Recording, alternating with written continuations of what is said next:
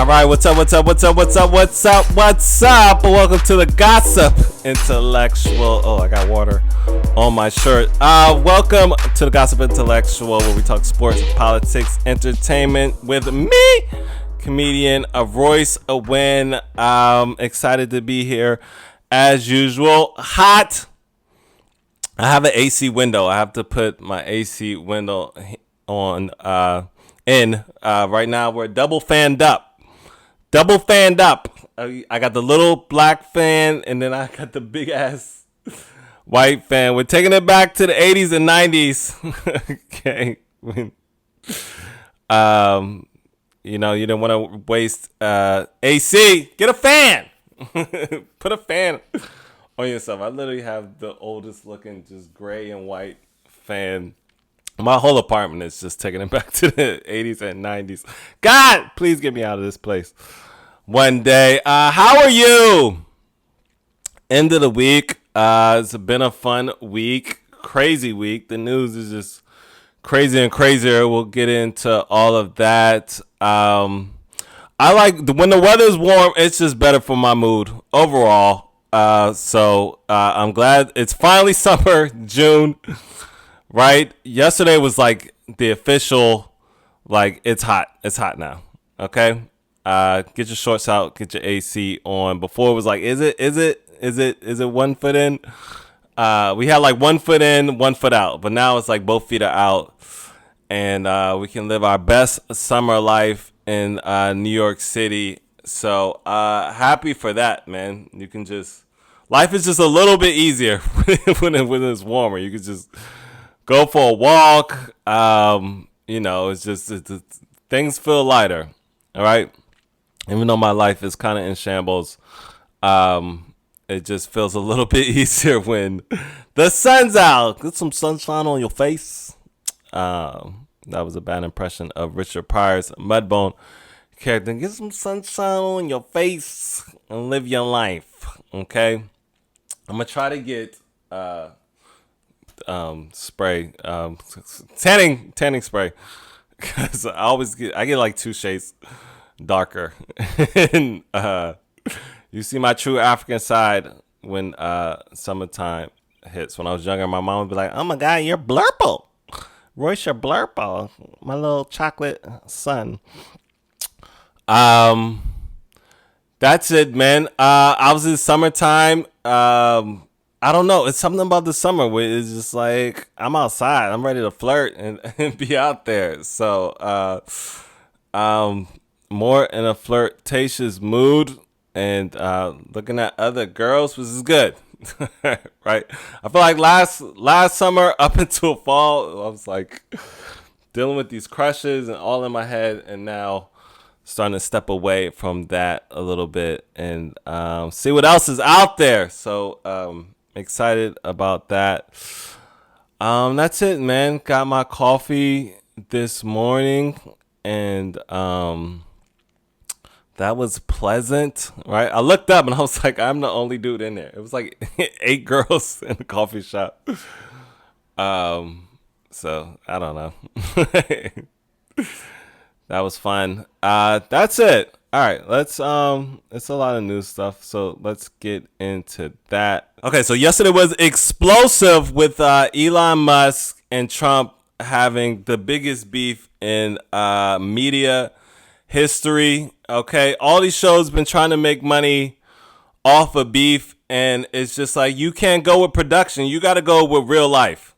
Okay, and Elon Musk and Trump went at it. I'm sure you saw it unless you live under a rock. It was just crazy. We were all looking at our phones with our mouths open and our eyes wide like, did that just happen? That just happened. All right.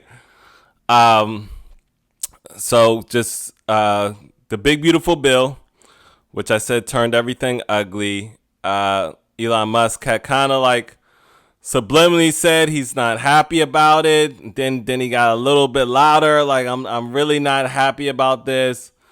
And then Trump responded. Of course, Trump was offended because they got egos, and was just like I've done a lot for Elon, and he's just mad that I have the electrical vehicle mandate, and then he made fun of his eye. He was like, I asked him if he wanted to put makeup on his black eye, and he said no. I said, okay, that's good. He wants to be himself. He wants to be himself in front of people. And so then Elon said Trump was in the Epstein files. Everybody was like, whoa. Oh my goodness. It's getting real out here. And then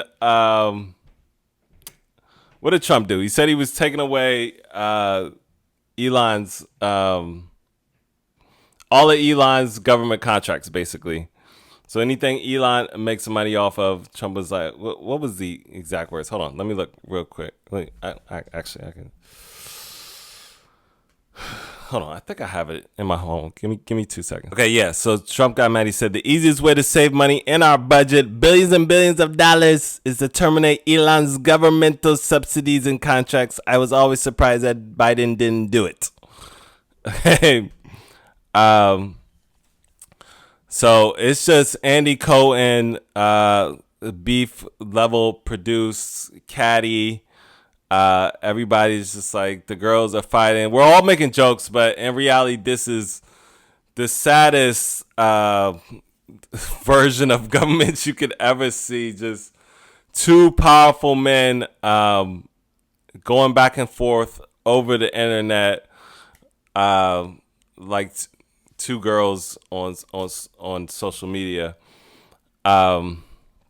So now I just saw something with the New York Times opinion piece expert, and he's saying not to make a big deal of this, and this won't affect things that much. They'll smooth over, and they're gonna make up like Elon should have had on his eye. I don't know, right? Because the thing about the Epstein files is like when you start saying stuff that could ruin somebody, like with DDG and Holly, like when you take it to a level where you're trying to kill somebody's career or brand, I don't know. But then again, the thing with Trump is he has no shame. You can't shame Trump about anything. So I guess some people are looking at it like that. It's just like, I mean, no matter what you say about Trump, people don't care, which is true. Okay, his hardcore supporters, no matter what you say, it doesn't. There's been just so many things that I can't think of right now. But like, we've all seen it. It was like, look at that. I still love Trump. Well, what about this? I still love Trump. So, Epstein files, like, say Trump. We know you like him young. Doesn't matter. Okay, he could date my daughter. My daughter's 15. So we'll see what happens next today. I haven't seen anything so far. They're gonna have a sit down, and I don't know who's gonna be the middleman. Everybody's throwing hands. Trump administration. Besson can't be around. All right, like, you sucker punch me. Try that again, Besson. And I'll throw my cat at you. Cat, not cat. Ashley St. Clair jumped in. Remember, that was Elon Musk's baby mother who burned his Tesla. And she was like, Trump, if you need breakup advice. But I'm like, sis, you're an embarrassment too. Okay, stay out of this. You had a baby by the man, and I don't know. You thought you were going to be together long term with Elon. Just shush. All right. So that's it, man. Obviously the bill is still very important. Let's not forget about that. It's going to cut Medicaid and give billions of dollars to billionaires, and it's going to raise the debt ceiling. So in a way, you do want people to fight about this and to raise hell, but it's not the people we want. It's Trump and Elon. Right?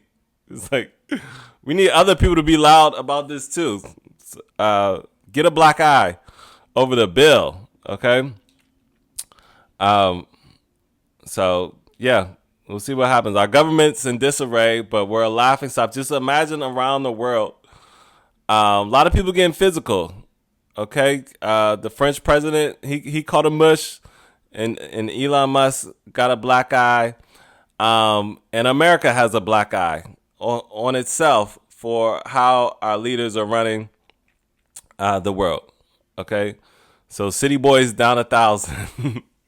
Okay, so sticking up politics, they had the mayoral debate. What was it? Wednesday, June 4th. Right. I think I made a mistake last podcast and I said the debate was going to be June 14th, but they already had the debate. Early voting is June 14th and final voting is June 24th. And you had all the mayoral candidates and they discussed how to bring down rent, how to make this city better. The biggest thing I got from it was that Cuomo is getting, which Zohran Mamdani mentioned, but other people called him out too.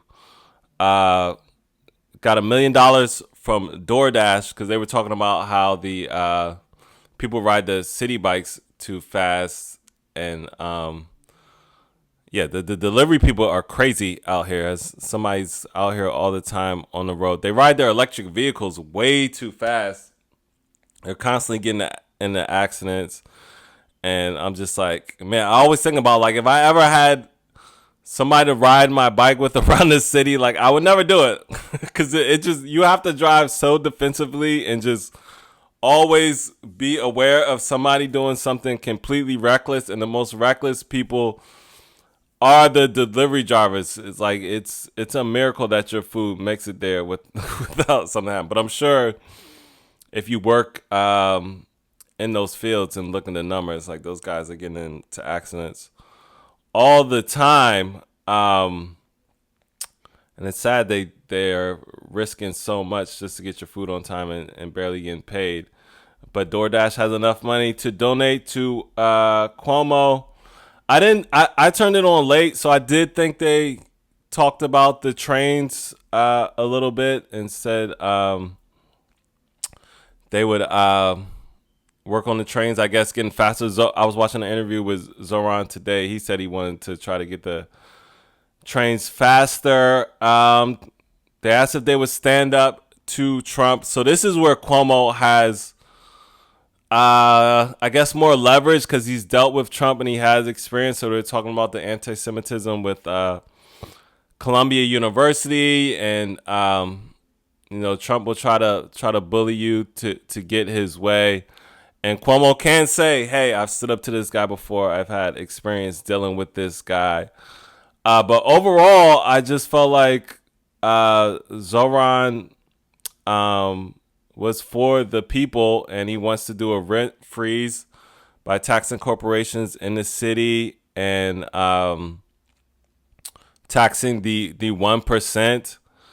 And Cuomo said it's not possible. And but then the landlords are donating to Cuomo. So I'm like, let's just try something different. If we're going to do it, let's do why the reason people voted for Trump. Let's go with Zohran and see if he could get it done. He's a young guy. He's a hip-hop kid. He's from Queens.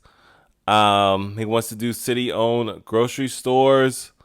He just wants to try to do stuff. Now, in the back of your mind and everybody's mind, it's just like, does he have the power to get through the bureaucracy to get all this stuff done? Nah. But if he gets one of those things done, it's better than Cuomo, who, first of all, is just a corrupt human being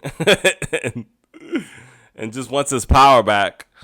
And so Michael Clark, I also like, the bald-headed black dude. But Zohran seems to have the votes. And basically his campaign is to try to bring the working class back and try to make rent affordable. Just, man, I remember I was on the Upper East Side, and this doorman, works at a nice building, got a good job, talking about he has to move to Connecticut So it's just the average person can't afford to live in this city anymore. And, as a creative, you're just like, the creatives that come here are the people that change the world. And if they can't afford to live here, I mean, this New York City is just going to be one boring ass corporation. The conversation on TikTok right now is just like, you got these boring rich influencers that live in the West Village and Tribeca and go to the same places and just eat and do the same things. And it's just like, so the argument was just like, yeah, all the cool creatives that are doing something different and making something out of nothing are living in Brooklyn and stuff, but they can't even afford to live here and start their life out. By the way, to the creatives, New York City is still a great place for artists to come and be around other creatives and just pull in different inspirations and different types. And just I always said I wish I would have came here just a few years earlier when I was in my early 20s and just take it all in. But either way, just get here. Just get here if you're creative. Just my writing got so much better just seeing so much. There's so many places to perform. It is still a performance friendly city, and they support the arts here. It's an artsy city. But but just even the working class and people that started out here, like, it can't just be a city full of rich and privileged people. So I feel like Zohran, he's gonna try to make it a dent, but it's happening all over the country, all over the world, and just, working class are just kind of getting pushed out, and that's why people are so angry and believe in a psycho like Trump. So yeah, I like what Zohran said. Oh, the other big thing happening in New York City is obviously the Diddy trial. Just craziness more. Okay, so there were two kind of, Daphne was a good, all right, so there was this girl, she's a Jane Doe, but people figured out really quickly who she was because she said she dated an enemy of Diddy's. Would he be okay with that? So they're just like, okay, that's 50 Cent's baby mother. It kind of like came out earlier, I think around December, that she was going to be part of this whole case.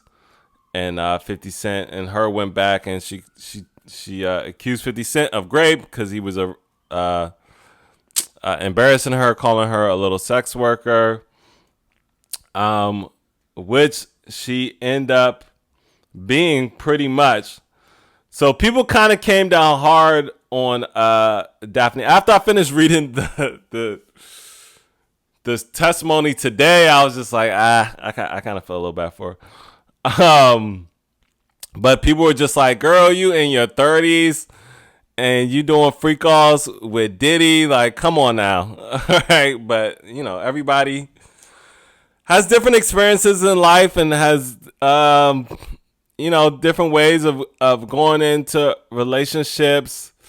But a lot of people were just like, she is a bird because, first of all, I think they met on some type of vacation or something like that, and he was dating her friend. So they met through him dating one of her friends, and she just liked the fact that that he didn't mind that she was a single mother, and he just wined her and dined her. Spent that bread on her, took her places, showed her all the nice things. They ate good. And then they started getting into it. He kind of like slow walked her into doing freak offs. Like she was like, when they would do it, they would kind of watch adult films. And then he was just like, you like that? Is it you like this type of stuff? And she's like, yeah, I like it. Or whatever. And he was like, I can make this happen. And then like one of the days, like they had finished, and then like she came out the shower and he was like fiercely texting, like, I'm about to make it happen. So That's kind of funny to me. Diddy was like playing it cool, like yeah. You enjoying your food? You enjoying your vacation? Okay. I can't wait to start getting her into the freak off. So you gotta be cool though. We don't want to freak her out too early, right? And then he just was like, okay, it's time. She's ready. So he got her into it. And so then it got crazy because all right, so he's paying for a rent. So that's how he gets them. You know, if a man is paying for your living, obviously you're gonna feel obligated. You know, girls feel obligated if a man pays for dinner. So imagine if he's paying your rent. So he would pay her $10K and just they freak off for 10 days, and everybody was like, "That's it, girl." That's all you taking? But like she kept saying through the testimony, like I loved him. I thought he was my boyfriend. Even though he said, you know, I got other girls, but you can't date nobody else. But me, I got other girls. I'm Diddy, your girl. So that's when, you know, you start to judge her a little bit. It's like, girl, you are in your 30s. You're a grown woman. It's not like with Cassie where he had her from young or, you know, under 30, you know, you're in your dumb dating phase. Men and women, we kind of date people who are not for us in our 20s. But people now, I do want to say 30s is still overall a kid. Okay, I've been seeing this crazy ass conversation online that 30 is old and you're like some type of full adult. Not at all.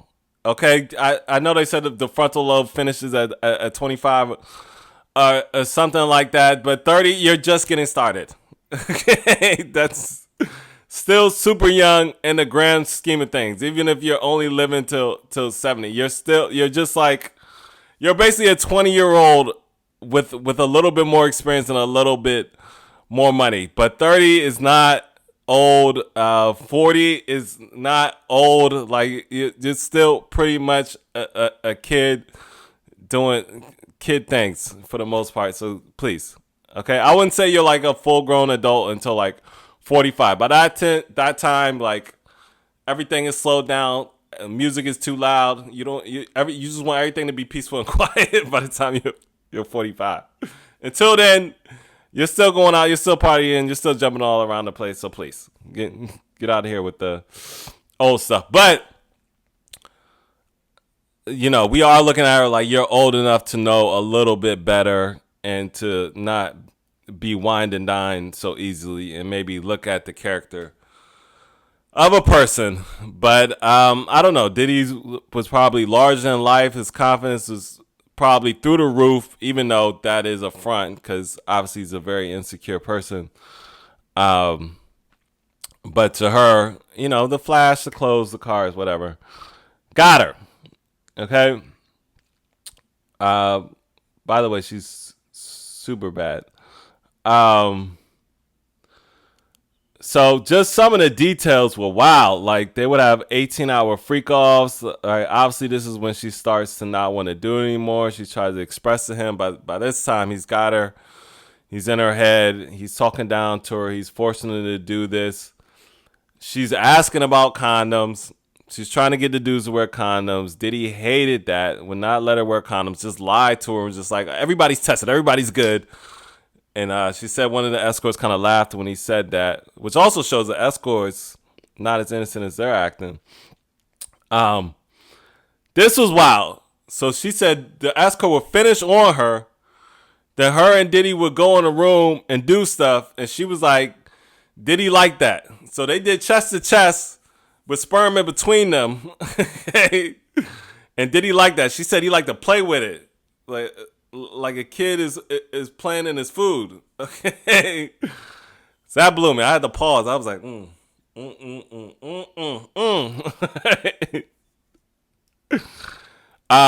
This video resurfaced today with Diddy talking to Run, and he's just like, I'm a freak. I can't get married. I like to be freaky. Okay, I like to be freaky. It's just like, yes, you do. Absolutely, you do. Okay. So pretty much she went through the same thing Cassie did. Now 50 Cent is making fun of her. It was funny. He showed a picture of him holding this up like, what are you into? But I was like, if I was 50 Cent, I would be so embarrassed, dog. Like, if I found out that about the mother of my child, like, I can't even imagine. I can't even imagine. Like, I don't know. They're saying 50 Cent obviously had to know. He had to know she was hanging out with him. They said that's why the beef between 50 Cent and Diddy intensified. But I'm just like, if I find that out, I'm like, how much money do you need to keep your ass in the house and watch my kid? Ain't no way you're hanging out with Diddy doing free calls. I will double it. 10,000, and she obviously is not that expensive. Okay, so 15K. I'll pay you 15K to stay in the house. But obviously he doesn't like her. So that was it with Daphne. So then the girl that Diddy hung over the balcony at Cassie's apartment, Bryana Bongolan or something like that. She had the worst testimony. Everybody's just like, girl, what are you doing? So she met with the government, and then she put things in the lawsuit. So she was a big part of the lawsuit that Cassie got for the 20K. And it's just like, it was inconsistent with what she said to the government, with what she said to the lawsuit, and then what she said on the stand. Like, the two biggest things was like, she couldn't get the location right of where she got hung over the balcony. Right? So they were like, first you said it was at a hotel, then you said it was at Cassie's apartment. Okay? You said you were smoking a cigarette, then you were fake smoking a cigarette. Then you said you saw him charging at you. Then another time you said that he was, you were looking over the balcony and you never saw him. So it was just like, from things she said to the government, from things she said in the lawsuit, to things she's saying now on the stand, like nothing was consistent with her. Okay, so they're putting together and making it look like her, Deontay and Cassie were conspiring to get the money, but they got the money, or at least Cassie got the money. And so they were trying to make it look like it was a money grab. They're like, this is your chance to be a millionaire. Asking her questions like that. So, and they said even the jury was reacting like, oh my God, this lady's wow. But I don't think she's lying about him hanging her over the balcony. But I don't know. When they talk to the jury and say, hey guys, look at the facts, look and see if this person is really telling the truth, they might have to just throw that out and be like, that person's testimony didn't go well. And so then the lawyer was catching her up so much that she just eventually started saying, I don't remember. It's just like, why are you even here? So that was it. So the Daphne testimony, I would say, is 50-50. Like, obviously, she got treated like Cassie. She got tricked and forced into these free calls, but she also said she loved him and thought he was her boyfriend, and did things to please him. Same thing, sent him freaky texts, but obviously that was just to turn him on, keep him happy. So her testimony is 50-50.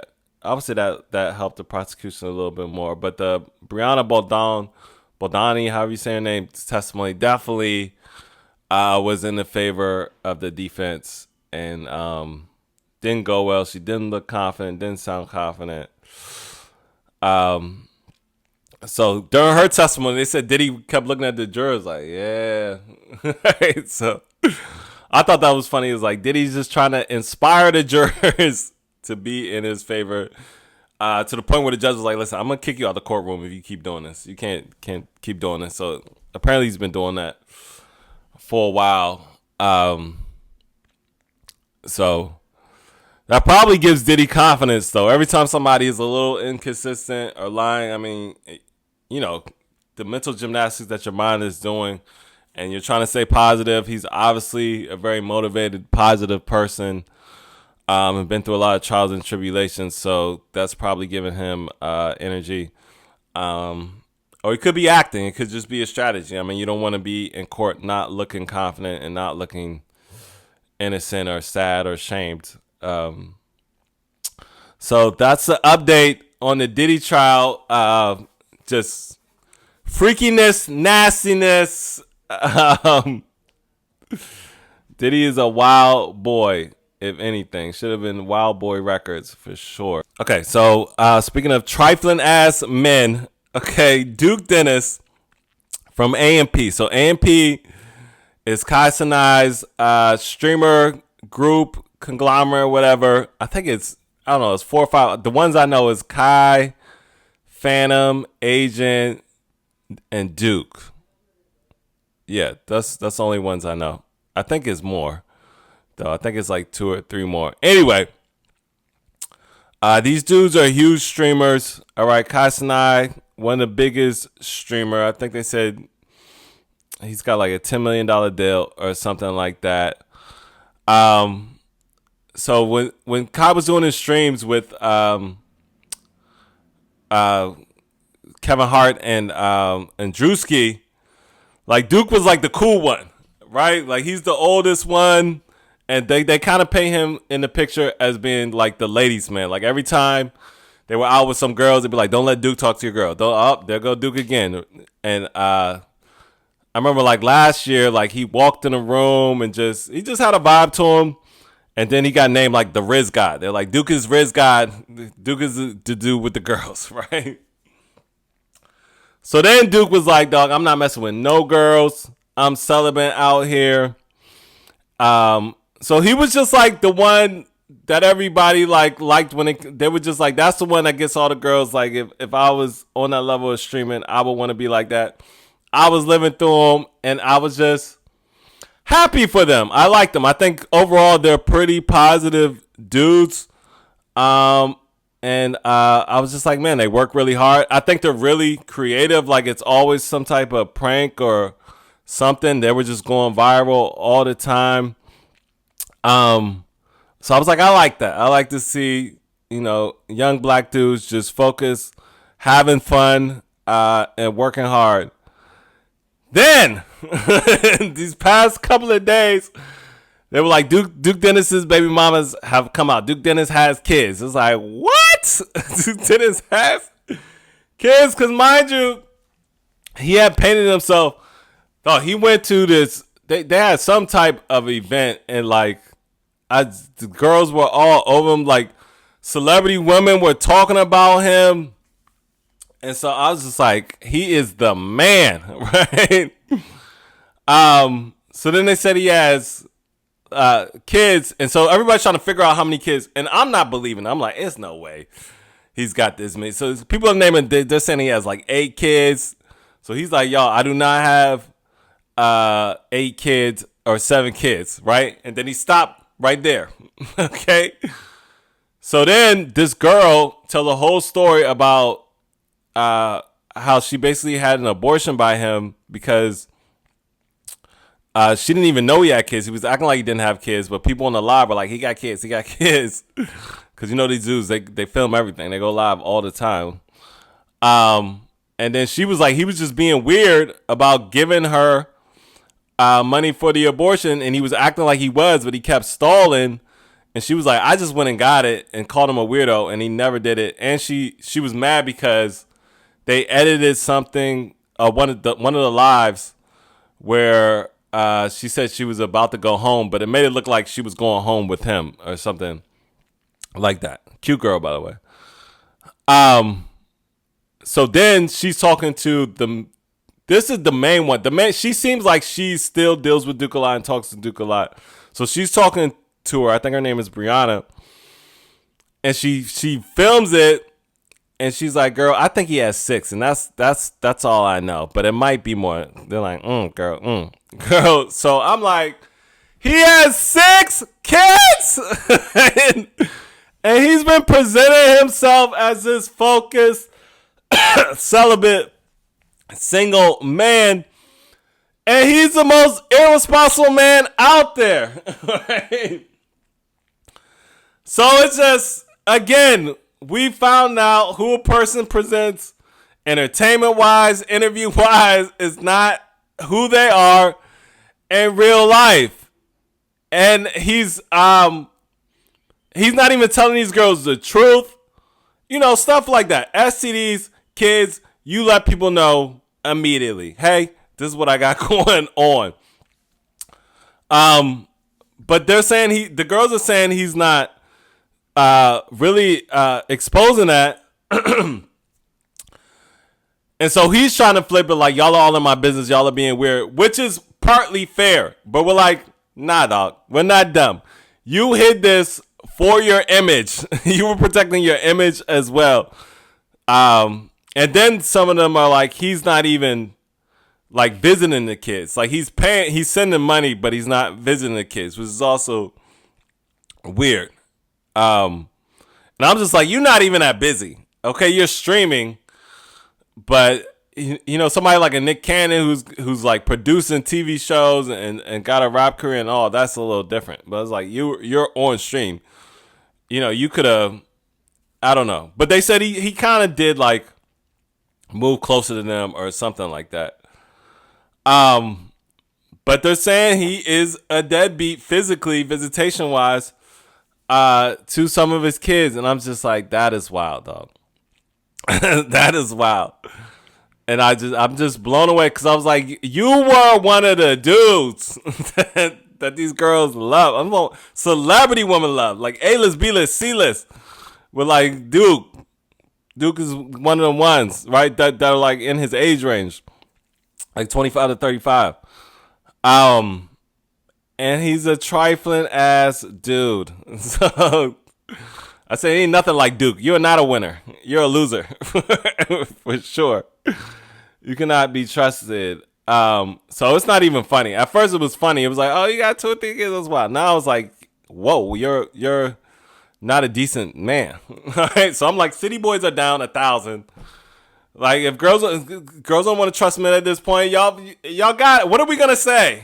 Okay, we got DDG ruining Holly Bailey's mental health, and we got Duke Dennis out here making kids. So, I mean, all I'm going to go with is what I said last podcast. Before you get intimate with somebody, please get to know them, talk to them, ask questions. People will tell you who they are. And just stop going for the appearance, the swag. Or on the other side, the cuteness, like, because there's been multiple times where I've met somebody, and after I talked to them for a little bit, I'm like, oh, you're wild. Let me chill. But you present well. You're very cute. But outside of that, so that's wild. Okay. Also, I found out Michael B. Jordan got this girl pregnant, Catherine Piaz. They call her the mermaid, because she thinks she's a mermaid, which is just crazy. So she seems a little crazy. She's just like this big YouTuber. They said she had like 18 million followers. And basically she got big through starting a family with a guy. They had like 3 kids. And they were just like one of those couple YouTubers. But she kind of like started out as a stripper. And then some guy was nice and just gave her money to move. I was just like, life of a girl, man. Just some random man. Here's 10,000. Get your life together. So she moved, and I guess through the nightlife, I think in Miami, she met Michael B. Jordan, and they were just dating and hanging out, and she went to go see him in LA for his birthday, and then she got back and found out she was pregnant, and decided to get the abortion, which super props to, because like 90% of women would have kept it. She didn't know who he was at first, by the way. If you remember, there's this picture of Michael B. Jordan on the beach, and it was a big deal at the time. Like, why doesn't Michael B. Jordan date black women? So it's her. But she didn't know who he was, and I guess she was just like, he's a nice guy. And he's just starting his career out. We're just kind of messing around. We're not really super serious. So this is not somebody I want to have a baby with. But of course, all the girls in the comments like, girl, you can have Michael B. Jordan's baby. But she was thinking about the child in the future of that kid's life. So that's great. That I don't know. You know, that's always a tough decision to make. But we hear all these stories these days about just women having babies by affluent men, and obviously there's things going on with your body. It's a mental, emotional thing. But she put the baby first, and she said Michael B. Jordan was very supportive and went with her and everything. But yeah, I just think about that all the time. That's why I kind of chilled back from casual relationships. I'm just like, it's always a plan B situation. It's an abortion situation. And I don't know. It's just, I don't know. Nobody's using condoms these days. So, but yeah, so that's just wild that now people got this because she has like a book coming out. It's an excerpt from the book, and she doesn't use Michael B. Jordan's name, but people figured it out that it was him. But so that's wild. Michael B. Jordan could have had a child out here. Lil Wayne dropped the album last night. From what I heard, overall, it's mid.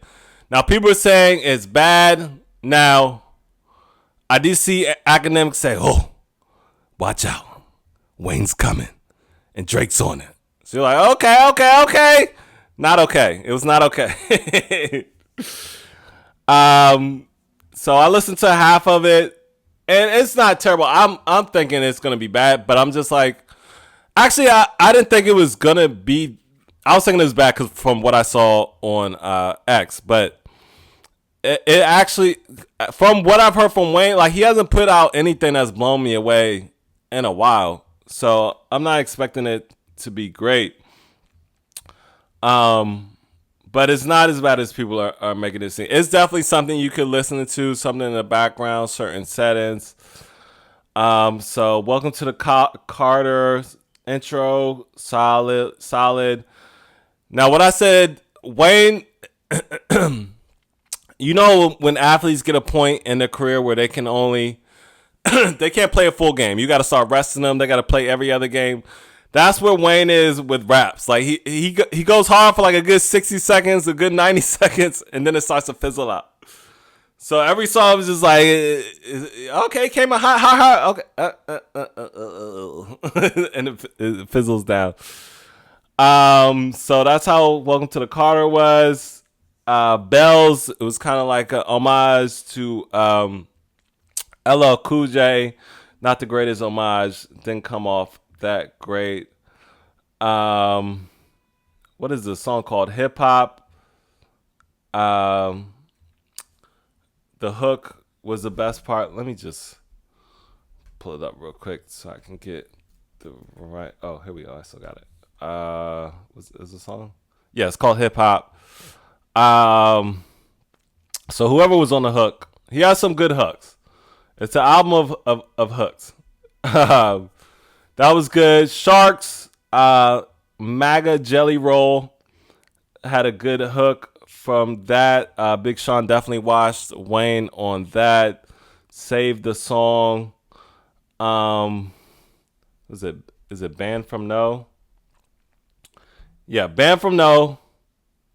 That was good. That one was good. Hotlines. Hit Biden with a line.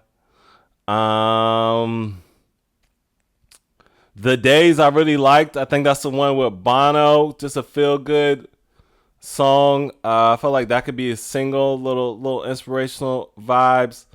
Cotton Candy, not the greatest. 2 Chainz patched that up. Put a bandana on that. Put it together. So Lil Wayne he's mid right now. He doesn't have it anymore. He's not bad, and he can keep doing music, but he's got to accept the fact he'll never be up there. And listen, Kendrick Lamar is not worried about Lil Wayne at all. He had a good run. I feel like anybody in the entertainment business, you get hot in a certain space for whatever you're doing for like 5 to 10 years at the most, and you fizzle out. So, he's still a good artist. He can still enjoy doing what he does, but his time having a chokehold on the rap game is over. And speaking of chokeholds, Haliburton did it again. The Pacers stole game 1 from OKC. OKC was up by 14. They were up most of the game. I think they said the only lead was 0.3 seconds when Haliburton hit that jumper. It's just unbelievable how the Pacers just keep staying alive, man. Just I don't want to say a Cinderella season because they were good last year. But they just keep coming back, and they said Haliburton is now with this single season, I think, on the list of, like, what is it, like game winners? Yeah, something like that. It was like Reggie Miller and LeBron were the only two above him. But yeah, he didn't even play that great. He only had like 14 points and like 6 rebounds and 6 assists, but I get it now. Because people are just like, him on the floor, he just does so much, and he does. He just makes them better with him being out there. Siakam, however you say his name, got the MVP for the last series, but Haliburton is right behind him, man, just affecting the game in multiple ways. And it was just crazy to watch. I got home from work and just checked it out and saw a little bit earlier, thought, I'm not missing nothing. And, yeah, man, he's primetime TV with his little curly fade. He looks like the son of the dude from Soul Food Mel, but he's out here just breaking hearts. Okay, he sounds like a guy, looks like a nice guy, but inside of that, in his chest, is a cold-hearted killer. So good luck to his girlfriend. This man has no feelings, no soul, ice in his veins, and he loves it, man. He loves to be in that position to steal your heart. So beware. I saw a poll where a lot of people aren't worried about OKC. Remember, they got blown out by the Timberwolves and came back and beat them 2 games in a row. So finals are a good time, and shout out to Haliburton, man. He got most overrated, completely proved that wrong. Turned around the disrespect and has taken the respect. And I am a fan. I don't like him because he beat the Knicks and he broke our hearts. But this guy, unlike Duke Dennis, he's no fluke. All right, that's the podcast for today. Thanks for listening to the Gossip Intellectual. I actually got in early today. That's why I think I'm a little frazzled. But hopefully you had a good time. And we'll see you next week. Have a good weekend. Enjoy the warm weather. Have fun. Listen to the Lil Wayne album. It's not that bad.